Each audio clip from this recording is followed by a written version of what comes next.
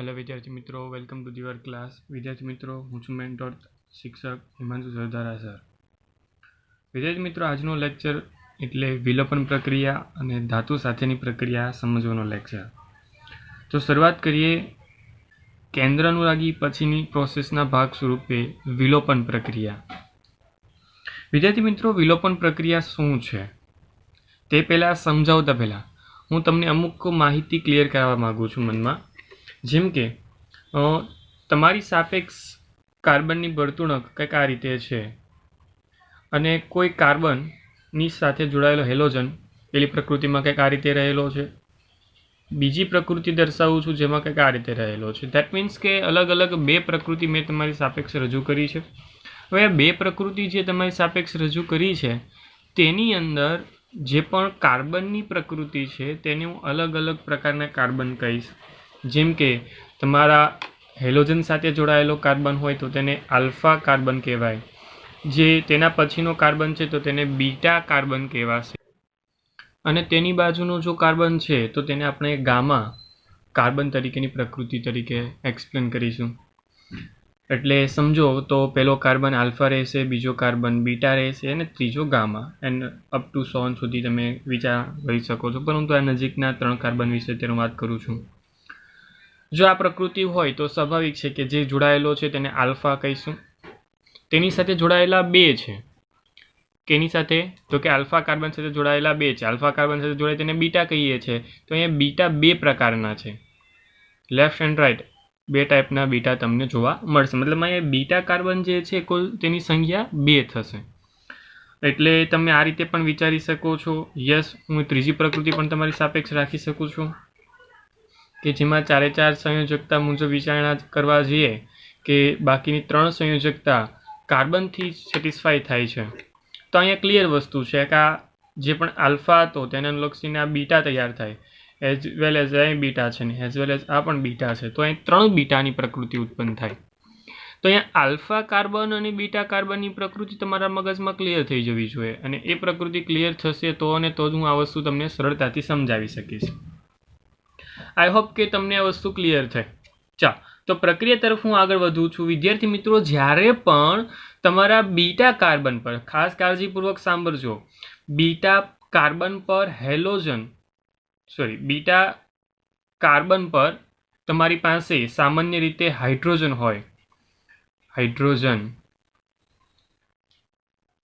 Beta hydrogen તમારી પાસે hello આલ્કેનની અંદર હોય તો એવો હેલો આલ્કેન જે છે સામાન્ય આ પ્રકારની વિલોપન પ્રક્રિયા આપે છે.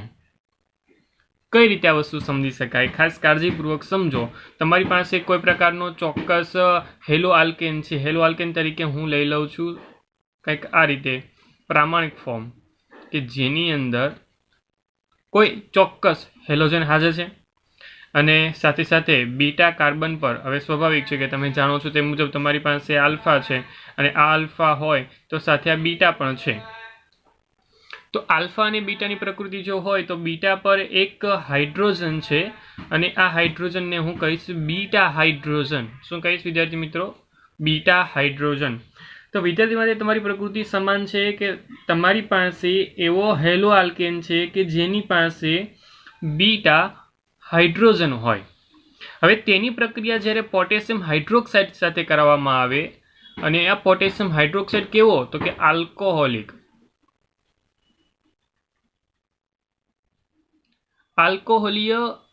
કેઓએચ સાથે પ્રક્રિયા કરાવવાની વાત છે. આલ્કોહોલીય કેઓએચ સાથે પ્રક્રિયા થશે એટલે વિદ્યાર્થી મિત્રો તમે જાણો છો તે જ મુજબ પ્રક્રિયા આગળ તરફ વધે છે, અને એ પ્રક્રિયામાં શું થાય છે એ ખાસ કાળજીપૂર્વક સમજો. હવે આલ્કોહોલિક પોટેશિયમ હાઇડ્રોક્સાઇડ સાથે પ્રક્રિયા કરો છો, ગરમ કરવાની પ્રક્રિયા છે, સિમ્પલ પ્રક્રિયા છે, કે જેના કારણે બીટા કાર્બન પરનો જે પણ આ હાઇડ્રોજન છે એ સામાન્ય રીતે એટલે એટલા માટે બોલું છું કેમ કે અહીંયા આ હાઇડ્રોજન અહીંયા પણ હોઈ શકે, અહીંયા પણ હોઈ શકે, અહીંયા પણ હોઈ શકે. મતલબ બીટા પરનો આપણે વિચારવાનો છે. એટલે બીટા કાર્બન પરથી હાઇડ્રોજન પરમાણુનું અને આલ્ફા કાર્બન પરથી હેલોજન પરમાણુનું સરળતાથી અહીંયા વિલોપન થાય છે. વિલોપન થવા પાછળ ઇલેક્ટ્રોનની પ્રકૃતિ કઈ રીતે હશે એ વસ્તુ ક્લિયર કરાવું. તો સમજો તો એમ કહી શકાય છે કે તમારી પાસે એક આલ્કોહોલિક KOH છે, એટલે આલ્કોહોલિક KOHની પ્રકૃતિ સ્વાભાવિક રીતે બેઝની પ્રકૃતિ જેવી કામકાજ કરશે, અથવા એમ કહી શકાય કેન્દ્રાનુરાગી પ્રક્રિયક તરીકેનું કામકાજ કરશે. હવે સમજો તો તે મુજબ તમારી સાપેક્ષ અહીંયા OH છે, તો OH માઇનસ જે છે એ પોતાના ઇલેક્ટ્રોન કોને આપશે? તો સ્વાભાવિક છે કે તે હાઇડ્રોજનને આપશે. હવે હાઇડ્રોજન ઇલેક્ટ્રોન ધનિત થયો એટલે જે બંધના ઇલેક્ટ્રોનની ભાગીદારી કરીને પોતાની પાસે બંધના ઇલેક્ટ્રોન રાખ્યા છે એ સ્વાભાવિક છે કે તે વધારાના થઈ ગયા, એટલે એ ઇલેક્ટ્રોન સ્વાભાવિક છે કે ટ્રાન્સફર થઈ જશે કાર્બનને, મતલબ કાર્બન પોતાના ઇલેક્ટ્રોન પાછા ખેંચી લેશે, મતલબમાં કાર્બન એક સંયોજકતા ખુલ્લી પડી. કોની? તો કે આ કાર્બનની એક સંયોજકતા ખુલ્લી પડી. હવે એ સંયોજકતા સ્વાભાવિક છે કે આ કાર્બન સાથેના ટચમાં આવશે, કેમ કે આ કાર્બન અને આ કાર્બન પ્રત્યક્ષ રીતે જોડાયેલા જ છે, એટલે તેની સંયોજકતા જે સામાન્ય રીતે ખુલ્લી પડી છે તે આ આલ્ફા કાર્બનના કોન્ટેક્ટમાં આવે, કે જેને કારણે આ બંધ તે બ્રેક કરી દેશે અને સામાન્ય રીતે જે હેલોજન છે જે સામાન્ય પોતાના તરફ ઇલેક્ટ્રોન ખેંચવાની પ્રકૃતિમાં હોય, તો આ બંધના ઇલેક્ટ્રોન જે છે સામાન્ય રીતે એ પોતાના ઇલેક્ટ્રોનની ભાગીદારી જે કરી હતી તે બ્રેક કરી નાખશે, તોડી નાખશે અને પોતાના ઇલેક્ટ્રોન લઈ લેશે અને અહીંયા એક નવો બંધ તૈયાર થઈ જશે. એટલે જ્યારે હું પ્રક્રિયા લખીશ એટલે પ્રક્રિયાના સંદર્ભમાં હું આને કંઈક આ રીતે એક્સપ્લેન કરીશ. બાકીની બધી વસ્તુ જેમની તેમ અહીં એક સંયુક્તા ખુલ્લી પડી હતી તે અને કાર્બનની બીજી સંયુક્તા ખુલ્લી પડી તે, જેને કારણે એક બંધ તૈયાર થયો, એટલે ડબલ બંધની પ્રકૃતિ તૈયાર થઈ. હવે ડબલ બંધની પ્રકૃતિ જે આમાંથી મેં તમને બતાવી એટલા માટે આ રીતે લખું છું, પરંતુ સામાન્ય રીતે જ્યારે લખવા જઈએ તો આપણે તેને કયો સમૂહ કહીએ છીએ? આલ્કિન સમૂહ લઈએ છીએ. એટલે સમજો તો તે મુજબ આલ્કિન સમૂહ નિપજ તરીકે તમને મળી આવે છે. કયો સમૂહ મળે છે વિદ્યાર્થી મિત્રો? આલ્કિન સમૂહ મળે છે. ક્લિયર? તો આલ્કિન સંયોજનો જ્યારે તમારે મેળવવાની વાત થતી હોય છે ત્યારે તમે આ બીટા હાઇડ્રોજનયુક્ત હેલો આલ્કેનની આલ્કોહોલિક પોટેશિયમ હાઇડ્રોક્સાઇડ સાથેની પ્રક્રિયા તમે કરી શકો છો. વિદ્યાર્થી મિત્રો, અહીંયા બીટા કાર્બન પરથી હાઇડ્રોજનનું દૂર થવું અને આ દૂર થવાને કારણે આ જે આખી પ્રક્રિયા છે તેનું બીજું નામ બીટા વિલોપન પ્રક્રિયા પણ છે. કઈ પ્રક્રિયા છે વિદ્યાર્થી મિત્રો? બીટા વિલોપન પ્રક્રિયા પણ છે. એટલે સમજો તો તે મુજબ આ બીજી પ્રક્રિયાના બીજા નામ તરીકે પણ ઓળખી શકાય છે, અને એ નામ એટલે કે બીટા વિલોપન પ્રક્રિયા. એટલે એમ કુલ બે નામ થયા. તમને ખાલી એમ કહેવામાં આવે છે કે વિલોપન પ્રક્રિયા અથવા તેમ કહેવામાં આવે કે બીટા વિલોપન પ્રક્રિયા. તો તમારે આ જ પ્રક્રિયા સમજવાનું છે કે જેની અંદર આલ્કોહોલિક KOHની હાજરી હોય, કે જેની અંદર આલ્ફા હેલોજન અને બીટા હાઇડ્રોજન દૂર થતો હોય, કે જેને કારણે આલ્કિન મળતું હોય. તો આવી પ્રક્રિયા જે છે સામાન્ય રીતે કઈ પ્રક્રિયા તરીકે ઓળખાશે? બીટા વિલોપન પ્રક્રિયા. વિદ્યાર્થી મિત્રો, પહેલી પ્રકૃતિની વાત કરીએ. બીજી પ્રકૃતિ વિચારી શકું? હા, વિચારી શકાય. હવે સમજો કે તમારી પાસે જે બીટા કાર્બન જે છે ને તેની પ્રકૃતિ એક કરતાં વધુ છે.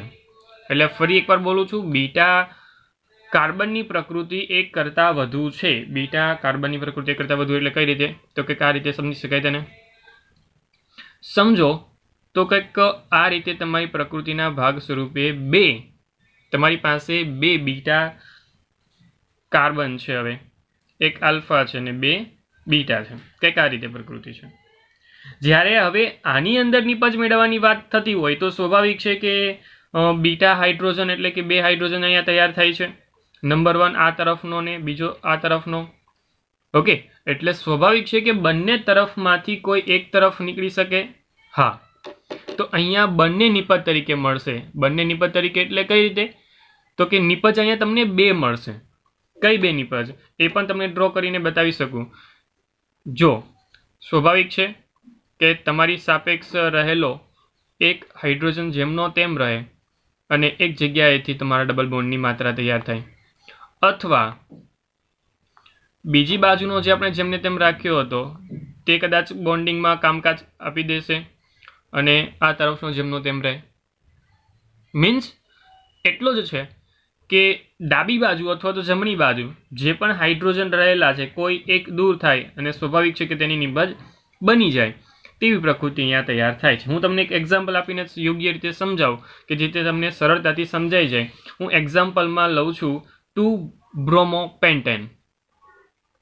CH3 પેન્ટેન લઉં એટલે 5 કાર્બન, CH2 CH CH2 અને અહીંયા H સરળતા માટે અને અહીંયા Br. એક H અહીંયા છે એટલે અહીંયાથી પણ એક H અલગથી લખી દઉં છું સરળતા માટે. સમજો એક H અહીંયા છે ને એક H અહીંયા છે, બંને બાજુ H છે. સ્વાભાવિક છે કે હું અહીંયા પણ પ્રક્રિયા કરવા માટે તમને KOH આપું છું. ધેટ મીન્સ કે OH માઇનસની હાજરી અહીંયા મળી છે. OH માઇનસની હાજરી મળી એટલે સ્વાભાવિક છે કે બીટા વિલોપન પ્રક્રિયા થવાની છે. બીટા વિલોપન પ્રક્રિયા થશે એટલે ક્યાં તો ડાબી બાજુનું ક્યાં તો જમણી બાજુનું બે નિપજ બને. હું બંને નિપજ એક સાથે બનાવીને તૈયાર કરીને આપું તમને. તો કે CH3 CH2 CH ડબલ બંધ CH CH3 આ પહેલી નિપજ તૈયાર થઈ. CH2 CH2 CH2 CH double બંધ CH2 આ બીજી નિપજ તૈયાર થઈ. વિદ્યાર્થી મિત્રો, બે નિપજ તૈયાર થયા પછી હું તમને આ કોન્સેપ્ટના ભાગ સ્વરૂપે બે નિપજ બને છે તેનું કઈ રીતે અવલોકન આપણે કરી શક્યા. તો વૈજ્ઞાનિકનું એક નામ લઈશ અને એ વૈજ્ઞાનિક એટલે કે રસાયણશાસ્ત્રી એલેક્ઝાન્ડર જેટસેને. અને જેટસેવ જે છે તે જેટસેફ સામાન્ય રીતે અમુક અવલોકનો કરતા હતા ત્યારે આ પ્રક્રિયા તેને અવલોકનમાં આવી, તેના સંક્ષિપ્તમાં રજૂઆત તેણે કરી. તો સામાન્ય આ પ્રક્રિયા એટલે કે હાઇડ્રોજન અને હેલોજનનું અહીંયા દૂર થવાની ક્રિયા છે, જેને આપણે સિમ્પલ ભાષામાં બોલીએ અથવા તો અલગ રીતે જો વિચારવા જઈએ તો બીજું નામ કહી શકાય ડિહાઇડ્રો હેલોજનીકરણ. શબ્દને ખાસ કાળજીપૂર્વક તમારે પણ લેવાનો છે. ડિહાઇડ્રોજન એટલે તો કે અહીંયાથી હાઇડ્રોજનનું દૂર થતું હોય. હાઇડ્રોહેલો એટલે હાઇડ્રોજન અને હેલોજનનું દૂર થતું હોય. ઓકે, તો એ મુજબ તમે વિચારી શકો છો. તો અહીંયા પણ એ જ પ્રક્રિયા છે ને જ્યારે પણ આ પ્રક્રિયા તમારી સાપેક્ષ આવી તો તેણે અવલોકન કર્યું કે જ્યારે પણ ડિહાઇડ્રોહેલોજિનેશન જેવી પ્રક્રિયા થતી હોય છે ત્યારે નિપજમાં આલ્કીન મળે છે. ચાલો યોગ્ય રીતે સમજીએ આપણે. તો આલ્કીન મળે છે તો તેમાં દ્વિબંધને જોડાયેલા કાર્બનની સાથે વધુ સંખ્યામાં, ખાસ કાળજીપૂર્વક સાંભળજો, વધુ સંખ્યામાં આલ્કાઇલ સમૂહો જોડાયેલા હોય તે જગ્યા પર તમને જોવા મળશે માત્રા વધુ. ફરી એકવાર, કઈ નિપજની માત્રા વધુ મળશે? જે જગ્યા પર વધુ આલ્કાઇલ સમૂહ જોડાયેલા હોય તે હાઇડ્રોજન દૂર થવાને કારણે મળતી નિપજની. એટલે સમજો કે અહીંયા 3 જેટલા જોડાયેલા છે, મતલબ 2 કાર્બન, સમજો 2 કાર્બન છે, અહીંયા કોઈ સાથે છે જ નહીં. તો લાંબી શૃંખલા કઈ થઈ? થયા ડાબી બાજુની. તો તેનાથી મળતી નિપજ કઈ હતી? ઉપરની કે નીચેની? તો કે ઉપરની. તો પર્સન્ટેજ વાઇઝ જ્યારે તમે અવલોકન કરો છો કે બે નિપજ બને છે તો બે નિપજમાં જેનું મૂલ્ય વધુ હશે તે આ પર્સન્ટેજ વાઇઝ છે. અને પર્સન્ટેજ કંઈક આ રીતે તમને મળી આવે છે કે જેને કારણે તમે તેને પ્રત્યક્ષ રીતે અવલોકનમાં પણ મૂકી શકો છો. એટલે આમ સરળ ભાષામાં જો ફરી એકવાર વિધાનને ભાગોળું કે એલેક્ઝાન્ડર જેસેફે શું કહ્યું હતું, તો વૈજ્ઞાનિક એલેક્ઝાન્ડર જેસેફને એવું કહેવું હતું કે ડિહાઇડ્રોહેલોજિનેશન પ્રક્રિયામાં મુખ્ય નિપજ તરીકે આલ્કીન બને છે કે જેમાં દ્વિબંધને જોડાયેલા, ખાસ કાળજીપૂર્વક સાંભળજો, દ્વિબંધને જોડાયેલા કાર્બનની સાથે વધુ સંખ્યામાં આલ્કાઇલ સમૂહો જોડાયેલા હોવા જોઈએ. એટલે અહીંયા વધુ જોડાયેલા છે, અહીંયા ઓછા જોડાયેલા છે. નિપજ તો બંને બને છે પરંતુ માત્રા એની જ વધુ હશે કે જેની સાથે દ્વિબંધની લાંબી શૃંખલા હોય, દ્વિબંધ સાથે જોડાયેલા કાર્બનની લાંબી શૃંખલા હોય. ક્લિયર? તો આમ તમે આ જે આખી પ્રક્રિયા છે તેને વિચારી શકો છો. જે પ્રક્રિયા છે સામાન્ય રીતે બીટા વિલોપન અથવા તો વિલોપન પ્રક્રિયા. વિદ્યાર્થી મિત્રો, એક નાનો એવો કોન્સેપ્ટ તમને સમજાવવાની ટ્રાય કરીશ અને એ કોન્સેપ્ટ ખાસ કાળજીપૂર્વક તમારે પણ લેવાનો છે અને એ તમને એનસીઈઆરટી ટેક્સ્ટબુકમાં પણ આપ્યો છે. અને એનસીઈઆરટી ટેક્સ્ટબુકમાં તમને કંઈક આ રીતે આપ્યું છે, વિલોપન વિરુદ્ધ વિસ્થાપન. એક આ રીતે હેડિંગ તમને આપવામાં આવેલું છે, વિલોપન વિરુદ્ધ વિસ્થાપન. વિલોપન વિરુદ્ધ વિસ્થાપન શું છે? વિદ્યાર્થી મિત્રો ખાસ કાળજીપૂર્વક સાંભળો. તો એમ કહીશ કે જ્યારે પણ કોઈ પ્રક્રિયા થાય છે ને, વિલોપન પ્રક્રિયા હોય કે વિસ્થાપન પ્રક્રિયા હોય, તે સામાન્ય રીતે સ્પર્ધાને કારણે તૈયાર થતી હોય છે. મતલબમાં કોઈ પ્રક્રિયા સ્ટાર્ટ થાય એટલે તે સ્પર્ધાત્મક રીતે કામ ચાલુ કરે. જે પણ પ્રક્રિયક ત્યાં હાજર છે એક રેસ લગાવે કે કયો પ્રક્રિયક બીજા પ્રક્રિયક સાથે પ્રક્રિયા કરીને પોતાની નિપજ તૈયાર કરવા માટે સક્ષમ બને. સ્વાભાવિક છે કે જે પહેલો આવશે તે નિપજ તરીકે રૂપાંતર પામશે. એટલે અણુઓનો સમય ચોક્કસ પ્રયત્ન કરતો હોય છે કે પોતાની એબિલિટી ત્યાં બતાવે. એટલે સરળતાથી કહી શકાય કે બીટા હાઇડ્રોજન પરમાણુયુક્ત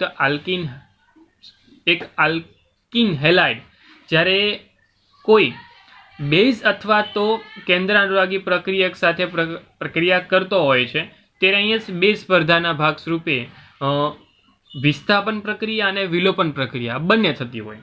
એટલે આ જે પ્રક્રિયા મેં ઉલ્લેખનીય ફરી એકવાર બોલ્યો તેની જ વાત કરું છું કે આવા જ્યારે પણ પ્રક્રિયકો હોય કેવોય સાથે પ્રક્રિયા કરે, કેવોય એટલે આપણે સામાન્ય બેઝ અથવા તો કેન્દ્રાનુરાગી પ્રક્રિયા કેવી રીતે ઉલ્લેખ કરીએ છીએ, તો એ બે પ્રક્રિયા પોસિબલ થતી હોય છે. કાં તો એ વિસ્થાપન પ્રક્રિયા થતી હોય અને ક્યાં તો તે વિલોપન પ્રક્રિયા થતી હોય. વિસ્થાપન પ્રક્રિયા એટલે કઈ હતી? વિસ્થાપન પ્રક્રિયા એટલે સામાન્ય રીતે આપણે વિચારવાની છે SN1 અને SN2.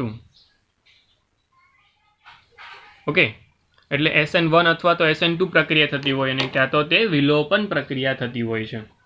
હવે આ વસ્તુનો આધાર કેના પર હોય? તો સામાન્ય રીતે જે આલ્કાઇલ હેલાઇડ છે તેના સ્વભાવ પર, આલ્કાઇલ હેલાઇડના RX ના સ્વભાવ પર હોય નંબર 1 પહેલા તો. અથવા તો એમ કહીશ કે જે બેઝ હાજર છે, બેઝ અથવા તો કેન્દ્રાનુરાગી પ્રક્રિયક NU- કહીશ તેને ટૂંકમાં. બેઝ અથવા તો કેન્દ્રાનુરાગી પ્રક્રિયક જે છે તેની પ્રબળતા અને કદ પર હોય આધાર. પ્રબળતા અને સાથે હું લખું છું કદ. અને સાથે સાથે બાકીનું બિહેવિયર એટલે કે પ્રક્રિયાની પરિસ્થિતિ કઈ છે, એટલે કે લખી શકાય પ્રક્રિયા પરિસ્થિતિ પર તેનો આધાર રહેલો હોય. એટલે અગત્યના મેટરો છે કે જેને કારણે આપણે સમજી શકીએ છીએ કે પ્રક્રિયા વિલોપન થશે કે વિસ્થાપન થાય. એટલે સરળ છે કે તમારી પાસે મોટા કદનો કેન્દ્રાનુરાગી પ્રક્રિયા હોય તો સામાન્ય બેઝ તરીકેની પ્રકૃતિ તરીકે વર્તતો હોય છે. જ્યારે કોઈ આપણે પ્રક્રિયા સમજવા જતા હોઈએ છીએ કાર્બનની વર્તણૂકને આધારે, તો ચતુષ્ફલકીય જે પણ કાર્બન છે અવકાશી દૃષ્ટિકોણ મુજબ હાઇડ્રોજનને દૂર કરે અથવા તો તે ન પણ કરે. હાઇડ્રોજનને દૂર કરે તો સ્વાભાવિક છે આપણે વાત કરીએ તે મુજબ વિલોપન પ્રક્રિયા કરે, ન કરે તો સામાન્ય રીતે બીજી પ્રક્રિયા એટલે કે વિસ્થાપન પ્રક્રિયા થઈ શકે છે. તો આમ તમારી સાપેક્ષ જે પ્રક્રિયા થાય છે વિસ્થાપન પણ હોઈ શકે અને વિલોપન પણ હોઈ શકે. એટલે લોજિક ક્લિયર છે. હવે બે પ્રક્રિયા થવા પાછળ સંભવિત તો હોય તો સ્વાભાવિક છે કે તેની અલગ અલગ પ્રકૃતિ પોસિબલ છે. નંબર 1 પ્રાથમિક આલ્કાઇલ હેલાઇડ,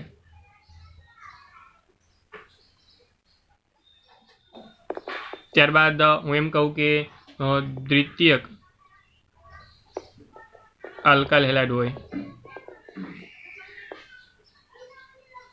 અને ક્યાં તો તૃતીયક આલ્કાઇલ હેલાઇડ હોય.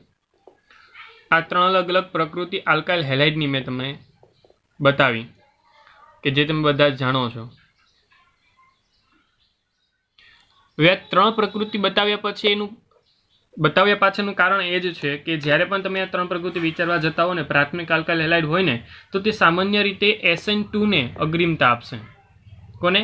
SN2 ને. સમજો ખાસ કાળજીપૂર્વક. જો પ્રાથમિક આલ્કાઇલ હેલાઇડ છે તો તે સામાન્ય રીતે SN2 ને અગ્રિમતા આપશે. જો દ્વિતીયક આલ્કાઇલ હેલાઇડ છે તો બેઝ અથવા તો કેન્દ્રાનુરાગી પ્રક્રિયકની પ્રબળતાને આધારે SN2 અથવા વિલોપન પ્રક્રિયા. ફરી એકવાર, દ્વિતીયક આલ્કાઇલ હેલાઇડ હોય તો SN2 અથવા વિલોપન પ્રક્રિયા. અને ધેન થર્ડ, તૃતીયક આલ્કાઇલ હેલાઇડ છે તો કાર્બોકેટાયનની સ્થાયીતાને આધારે, હું અહીંયા બોલ્યો તો કેન્દ્રાનુરાગી પ્રક્રિયક અથવા તો બેઝના પ્રબળતાને આધારે દ્વિતીયકની અંદર, પરંતુ તૃતીયકની અંદર શું બોલું છું? કાર્બોકેટાયનની સ્થાયીતાને આધારે સરળતાથી આપણે વિચારી શકીએ છીએ કે કેટલો સ્થાયી છે, તો તે મુજબ તે SN1 આપશે અથવા તો વિલોપન પ્રક્રિયા આપશે. એટલે આઈ હોપ કે તમને આ વસ્તુમાં મને સમજ પડી હશે. એટલે તમે આ વસ્તુ ક્લિયર સમજ સાથે જ રાખજો કે તમારી પાસે જે પણ પ્રક્રિયા થઈ રહી છે એ પ્રક્રિયામાં કયો તમારો હેલાઇડ છે, આલ્કાઇલ હેલાઇડ કયો છે, પ્રાથમિક છે, દ્વિતીયક છે કે તૃતીયક છે. તો અહીંયા સંભવિત પ્રક્રિયાનું જે પણ વર્ણન છે એ મેં તમને તમારી સાપેક્ષ રજૂ કર્યું. એટલે ક્લિયર શબ્દોમાં આ વસ્તુ રાખી શકાય છે. જો ફરી એકવાર આ વસ્તુને ક્લિયર બતાવવા જઈશ તો હું એમ જ કહીશ કે વિલોપન પ્રક્રિયા હતી તો વિલોપન પ્રક્રિયા સામાન્ય રીતે ડબલ બંધની માત્રા તૈયાર કરે છે.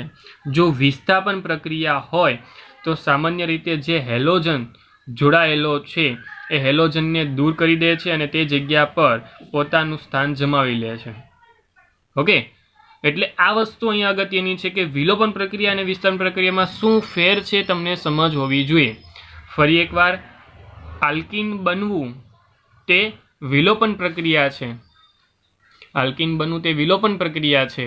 અને ફરી એકવાર દોહરાવું છું તે જ મુજબ, જો તમે એમ વિચારો છો કે વિસ્થાપન પ્રક્રિયા એટલે શું, તો વિસ્થાપન પ્રક્રિયામાં તો સામાન્ય SN1 અને SN2 પ્રક્રિયા આવે કે જેમાં શું થતું હતું તો કે જે પણ હેલોજન છે પોતાનું સ્થાન ગુમાવી દેતો હતો અને એ હેલોજનની સાથે સાથે કોઈ કેન્દ્રાનુરાગી પ્રક્રિયક એન્ટર થતો હતો. ક્લિયર? એટલે આ વસ્તુ સમજવી ખૂબ જ જરૂરી છે. તો આમ તમને મેં તમારી સાપેક્ષ રાખી છે એ પ્રક્રિયા એટલે કે બીટા વિલોપન પ્રક્રિયા. કઈ પ્રક્રિયા છે વિદ્યાર્થી મિત્રો? બીટા વિલોપન પ્રક્રિયા. ક્લિયર? ચાલો આગળ તરફ વધીએ. આગળ તરફ વધવાની સાથે બીજી પ્રક્રિયા એટલે કે તમારી હેલો આલ્કેનની લાસ્ટ પ્રક્રિયા આવે છે ધાતુઓ સાથેની પ્રક્રિયા. ચલો ફટાફટ આગળ તરફ વધીએ. આ પ્રક્રિયામાં સામાન્ય રીતે કેટલાક કાર્બનિક, ક્લોરાઇડ, બ્રોમાઇડ, આયોડાઇડ સંયોજનો જે પણ છે તે સામાન્ય રીતે ધાતુ સાથે પ્રક્રિયા થવાની વાત કરીએ છીએ. એટલે ધાતુ સાથેની એક ચોક્કસ પ્રકારનો બંધ પ્રકારની સંયોજન બનાવશે જે કદાચ આપણે બોલીએ છીએ કાર્બન ધાતુ બંધ. આ ધરાવતા સંયોજનો તમને જોવા મળશે આની અંદર સામાન્ય રીતે. અને આ જે સંયોજનો છે ને તેનું એક સામાન્ય નામ તરી આવે છે અને એ સામાન્ય નામ એટલે કે કાર્બ શબ્દ સાંભળજો, કાર્બધાત્વીય સંયોજનો. શું કહેવામાં આવે છે? કાર્બધાત્વીય સંયોજનો. ઓકે, એટલે આ સંયોજનોનું નામ ખાસ યાદ રાખવાનું છે નંબર 1 પહેલા તો. ઓકે, તો આ કાર્બધાત્વીય સંયોજનો છે ને તેનું સંશોધન સૌપ્રથમ વખત 1900ની સાલની અંદર વિક્ટર ગ્રીનાર્ડે કર્યું. અને વિક્ટર ગ્રીનાર્ડ સાયન્ટિસ્ટ હતા કે જે સામાન્ય અવલોકન કરતા હતા પોતાના એક ચોક્કસ પ્રક્રિયા દરમિયાન, મતલબમાં તે ઉદ્દીપક ગોતતા હતા. ટૂંકમાં વાત કરું તો એને ચોક્કસ પ્રકારનો ઉદ્દીપક જોતો હતો તેના PhDના મહાનિબંધ માટે. અને એ નિબંધના ભાગ સ્વરૂપે તેણે સૌપ્રથમ વખત 1900ની સાલની અંદર આ ગ્રીનાર્ડ પ્રક્રિયકનો ઉલ્લેખ કર્યો. ગ્રીનાર્ડ પ્રક્રિયક શું છે? તો ગ્રીનાર્ડ પ્રક્રિયક છે RMGX, જેને આપણે કહીએ છીએ આલ્કાઇલ મેગ્નેશિયમ હેલાઇડ. શું નામ છે? Alkyl magnesium halide. ઓકે, જેને આપણે કહીએ છીએ RMGX અથવા તો જેને આપણે નામ આપ્યું છે ગ્રીનાર્ડ પ્રક્રિયક. ઓકે, એટલે આ વસ્તુ ખાસ યાદ રાખજો વિદ્યાર્થી મિત્રો, ગ્રીનાર્ડ પ્રક્રિયક. હવે આ પ્રક્રિયકોમાં સામાન્ય રીતે એક મહત્વની બાબત એ હતી કે જે પ્રક્રિયા થાય ત્યારે સિમ્પલ લોજિકની સાથે ગ્રીનાર્ડ પ્રક્રિયક બની પણ જાય છે અને એ સામાન્ય અનુલક્ષીને નિપજ પણ સરળતાથી આપી શકે છે. ગ્રીનાર્ડ પ્રક્રિયક બનાવવાની વાત કરવા જાઓ તો એક સિમ્પલ ફોર્મ્યુલા છે કે તમારી પાસે કોઈ ચોક્કસ પ્રકારનો હેલાઇડ છે, આલ્કાઇલ હેલાઇડ, જેની પ્રક્રિયા હું Mg સાથે કરાવું છું શુષ્ક ઇથરની હાજરીમાં. અહીંયા સૂકો ઇથર ખૂબ જ અગત્યનો છે. ઓકે, એટલે સૂકા ઇથરની હાજરીમાં પ્રક્રિયા થાય છે અને સરળતાથી બનાવે છે શું? તો કે બનાવે છે CH3CH2 MgBr એટલે કે RMGX, જેને કહેવામાં આવે છે ગ્રીનાર્ડ પ્રક્રિયક. વિદ્યાર્થી મિત્રો, જરૂરી નથી કે અહીંયા આરના સ્થાનમાં ફક્ત ને ફક્ત ઇથાઇલ જ આવી શકે. આરના સ્થાને કોઈ પણ, સમજો હું બોલું છું કોઈ પણ આલ્કાઇલ સમૂહની હાજરી અહીંયા હોઈ શકે છે. ઓકે, એટલે મનમાં એવું ન રાખવું કે ફક્ત ને ફક્ત ઇથાઇલ હોય તો અને તો જ ગ્રીનાટ પ્રક્રિયા કહેવાય, આરના સ્થાને CH3CH2 હોય. ના, એવું નથી. અહીંયા આરના સ્થાને કોઈ પણ આલ્કાઇલ સમૂહ હોઈ શકે છે અને જે પણ સમૂહ તૈયાર થાય છે તેને જ આપણે બોલીએ છીએ ગ્રીનાટ પ્રક્રિયક. શું બોલીએ છીએ વિદ્યાર્થી મિત્રો? ગ્રીનાટ પ્રક્રિયક. ક્લિયર? ચા હવે ગ્રીનાટ પ્રક્રિયકનું એક એન્વાયરમેન્ટ સમજવા જઈએ એટલે સમજો તેનો સ્વભાવ શું છે, તો એને સિમ્પલ ફોર્મની અંદર ફરી એકવાર લખવા જાવ તો કંઈક આ રીતે છે.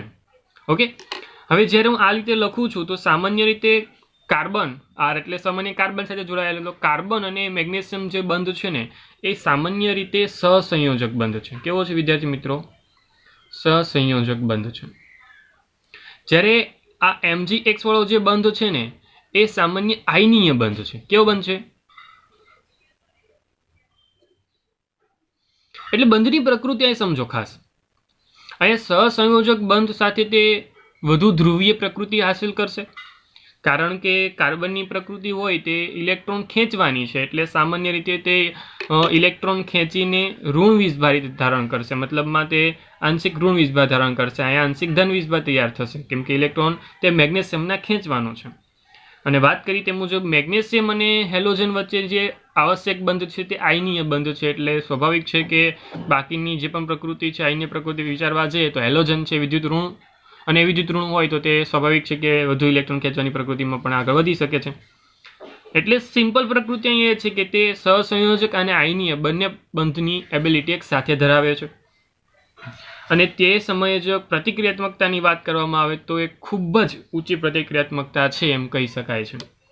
ઓકે, જો તમે કોઈ પ્રોટોનના સ્ત્રોતની વાત કરતા હો તો તે પ્રોટોનના કોઈ પણ સ્ત્રોત સાથે પ્રક્રિયા કરીને હાઇડ્રોજન આપી દેશે, હાઇડ્રોકાર્બન આપી દેશે. પ્રોટોનનો કોઈ પણ સ્ત્રોત હોય, ગ્રીનાટ પ્રક્રિયા યુઝ કરશો એટલે તમને તેમાંથી હાઇડ્રોકાર્બન મળશે અનુવર્તી કાર્બન ધરાવતો. હવે તમારી પાસે પાણી છે, ત્યારબાદ આલ્કોહોલિક પદાર્થ છે, એમાઇન છે, NH2 વાળો કોઈ પદાર્થ છે, તો આ પૂરતા એસિડિક છે કે જેને અનુવર્તી હાઇડ્રોકાર્બનમાં રૂપાંતર આપી દેશે. તો આ વસ્તુ ખૂબ જ અગત્યની છે. આ વસ્તુ તમે રૂપાંતરોમાં પણ યુઝ કરી શકો છો. સ્વાધ્યાયમાં તમને રૂપાંતરણો બહુ બધા આપ્યા છે, તેમાં બધી વસ્તુ યુઝ થશે. સિમ્પલ તેને પ્રક્રિયા દ્વારા તમને સમજાવવા માંગીશ કે જો પ્રક્રિયા હોય તો કઈ રીતે હોય. સમજો કે તમારી પાસે RMgX છે અને તે સમયે કોઈ પાણીનો મોલિક્યુલ્સ તમારી સાપેક્ષ આપી દીધો, તો પાણીનો મોલિક્યુલ્સ શું કરશે? તો કે પાણીનો મોલિક્યુલ્સ છે તે હાઇડ્રોજન અને OH આ રીતે છે તો એ છૂટો પડશે અને અહીંયાથી આ બંધ છૂટો પડશે, એટલે આ બંને એકબીજા સાથે કોન્ટેક્ટમાં આવી જાય અને બાકીની જે આ બે પ્રકૃતિ છે એ પોતાના કોન્ટેક્ટમાં આવે, એટલે RH બનશે અને MgOH બનાવી દેશે. શું બનાવી દેશે? MgOH બનાવી દેશે. દેટ મીન્સ કે ગ્રીનાટ પ્રક્રિયકમાંથી ભેજનું અલ્પ પ્રમાણ પણ દૂર કરવું આવશ્યક છે. એ વસ્તુ ક્લિયર છે. જો તમે ભેજનું પ્રમાણ કદાચ પ્રક્રિયામાં આપ્યું છે, તમારી જે પ્રક્રિયા જોતી છે એ પ્રક્રિયા ન બનતા પાણી સાથે પ્રક્રિયા કરીને હાઇડ્રોકાર્બન આપી દેશે. એ વસ્તુ ક્લિયર છે. એટલે જ્યારે પણ તમે પાણી સિવાયની કોઈ બીજી પ્રક્રિયક યુઝ કરો છો, નિપજ બનાવવા માગો છો, ત્યાં પાણીનો મોલિક્યુલ્સ પહેલાં તો દૂર કરવો પડશે. એટલે દર વખતે આપણે સૂકો ઇથરની જે વાત કરતા હોઈએ છીએ પણ અહીંયા આવશ્યક બને છે. અને અહીંયા ફરી એકવાર હું એ જ કહીશ કે એટલા માટે જ કે જ્યારે પણ આ પ્રક્રિયા થશે, ગ્રીનાટ પ્રક્રિયા જ્યારે પણ એપ્લાય કરીશું ત્યારે આપણે સૂકા ઇથરને ખાસ દૃષ્ટિકોણથી યુઝ કરીશું, ખાસ મહત્ત્વ આપીને એપ્લાય કરીશું. ઓકે, તો પ્રક્રિયાના સંદર્ભમાં ખાસ મહત્ત્વ આપવાનું છે. બીજી તરફ આને હેલાઇડ સંયોજનોમાંથી સમજો ખાસ, હેલાઇડ સંયોજનોમાંથી હાઇડ્રોકાર્બન સંયોજનમાં રૂપાંતર કરવું હોય તો સ્વાભાવિક આ પહેલું સ્ટેપ તૈયાર થાય. હવે આ પ્રક્રિયકનું કોઈ સ્વાભાવિક છે કે H2 સાથે પ્રક્રિયા કરીને બતાવી દઉં તો તમે પદ્ધતિવાર સમજી ગયા કે તમારી પાસે જો CH3CH2Br હોય તેમાંથી મારે શું બનાવવાનું છે તો કે CH3CH3 બનાવવાનું છે.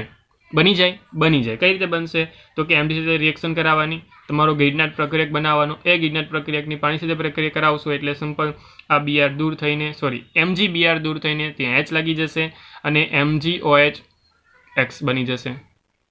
દેટ મીન્સ આરના સ્થાને જો CH3CH2 રાખ્યા છે તો એ CH3CH3 થઈ જશે. કઈ રીતે? તો કે ફક્ત અને ફક્ત આ ગ્રીડનાટ રિએક્શનને આધારે. ક્લિયર? તો આ વિશે કે તમને સમજાયું હશે. સાથે સાથે હું અહીંયા બીજી એક પ્રક્રિયાને ઇન્વોલ્વ કરું છું, જે પણ ધાતુઓ સાથેની પ્રક્રિયાના સંદર્ભમાં આપણે વિચારી શકીએ છીએ, અને એ પ્રક્રિયા એટલે વુર્ટ્ઝ પ્રક્રિયા. વિદ્યાર્થી મિત્રો, અહીંયા ફરી એકવાર નામ આવે છે. જ્યારે પણ નામ આવતું હોય ને ત્યારે હું ખાસ તમને અવલોકન કરવા માટે કહેતો હોઉં છું. એટલે નામ જ્યાં પણ છે તે ખૂબ જ અગત્યની બાબત તમારા માટે છે. ગ્રીડનાટ પ્રક્રિયકની જેમ જ અહીંયા આવે છે હવે વુર્ટ્ઝ પ્રક્રિયક. વુર્ટ્ઝ પ્રક્રિયામાં શું થાય છે? તો કે વુર્ટ્ઝ પ્રક્રિયામાં થાય છે સામાન્ય રીતે આલ્કાઇલ હેલાઇડ, એટલે લઈ લીધો મેં RX, તે સામાન્ય સૂકા ઇથરની હાજરીમાં રહેલા સોડિયમ ધાતુ સાથે પ્રક્રિયા કરે છે. સૂકો ઇથર, ફરી એકવાર બોલ્યો હું, સૂકા ઇથરની હાજરીમાં સોડિયમ ધાતુ સાથે પ્રક્રિયા કરે છે અને સરળતાથી તમને નિપજના ભાગ સ્વરૂપે RR આપે છે. મતલબ શું છે? 2 મોલ આને મારે લેવા પડશે અને નિપજમાં તમને RR મળે છે. નો મતલબ એવો જ છે કે જે પણ કાર્બનની સંખ્યા છે તે 2 ગણી થઈ જાય છે. આ વસ્તુ કદાચ તમે ધોરણ 11માં સમજી ચૂક્યા, તે જ પ્રક્રિયાના સંદર્ભમાં વિચારણા કરીને મેં પ્રક્રિયા લખી છે. સંદર્ભ બદલીને લખું તો કે લખી CH3CH2X. ઓકે, X તરીકે ચાલો હું ક્લોરીન લઈ લઉં છું. તેની પ્રક્રિયા એને સાથે કરાવું, સૂકા ઇથરની હાજરી આપી દઈશ. તો અહીં તમને મળશે શું? તો કે મળશે CH3CH2CH2CH3. હતા કેટલા કાર્બન? 2. કેટલા કાર્બન થયા? 4. 2 ગણા થઈ ગયા ને, RR થઈ ગયું. પ્લસ સાથે સાથે NaCl દૂર થશે. ક્લિયર? આઈ વિશ કે તમને આ વસ્તુ પણ સરળતાથી સમજાય. તો આ જે પ્રક્રિયા જે છે તેને સામાન્ય રીતે વુર્ટ્ઝ પ્રક્રિયા કહેવામાં આવે છે. આ પ્રક્રિયા સામાન્ય ક્યારે વપરાશે? આ પ્રક્રિયા જ્યારે તમારે 2 ગણા કાર્બન સંખ્યા જોતી હોય, મતલબમાં તમારી પાસે પ્રક્રિયક તરીકે જો 2 જ કાર્બન છે અને મારે નિપજ તરીકે મારે 4 કાર્બનની પ્રકૃતિ જોઈએ છે. કેટલા કાર્બનની પ્રકૃતિ જોઈએ છે? 4 કાર્બનની. તો હું સામાન્ય રીતે વુર્ટ્ઝ પ્રક્રિયા વાપરીશ. વુર્ટ્ઝ પ્રક્રિયક તરીકે સોડિયમને સૂકા ઇથરની હાજરીમાં પ્રક્રિયા કરાવી દઈશ, કે જેને કારણે મને કાર્બનની સંખ્યા બમણી હોય તેવી નિપજ મને સરળતાથી મળશે. અને એ ફક્ત અને ફક્ત ધાતુ સાથેની પ્રક્રિયાના સંદર્ભથી જ હું તમને સમજાવી શકું છું. તો આમ તમે ધાતુ સાથેની પ્રક્રિયામાં 2 વસ્તુ સમજ્યા, ગ્રીડનાટ પ્રક્રિયક અને વુર્ટ્ઝ પ્રક્રિયા. આમ આજના લેક્ચરમાં બસ એટલું જ રાખીએ.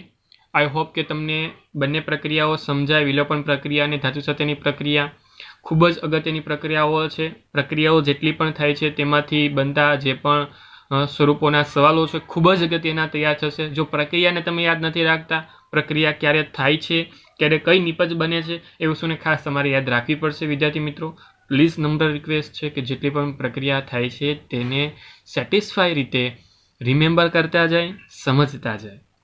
વિદ્યાર્થી મિત્રો, આજના લેક્ચરમાં બસ એટલું જ. વધુ આવતા અંકે હું છું તમારો મેન્ટોર, શિક્ષક હિમાંશુ સરધારા સર.